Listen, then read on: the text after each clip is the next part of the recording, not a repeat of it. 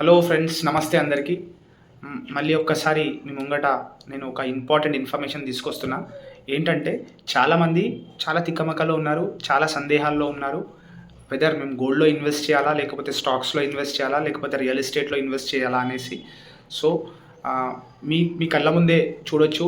గత ఒక 6 మంత్స్ నుంచి గోల్డ్ రేట్ పెరుగుతుంది, మళ్ళీ తగ్గుతుంది.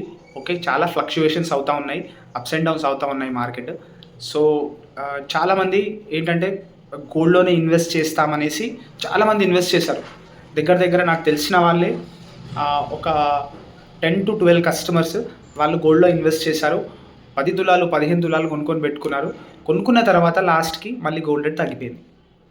సో, గోల్డ్‌లో అయినా సరే, స్టాక్స్‌లో అయినా సరే, మీరు ఎటువంటి ప్లాట్‌ఫామ్‌లో అయినా సరే, ఇన్సూరెన్స్‌లో అయినా సరే, మీకు రేట్స్ అప్స్ అండ్ డౌన్స్ అవుతా ఉంటాయి. ఓకే.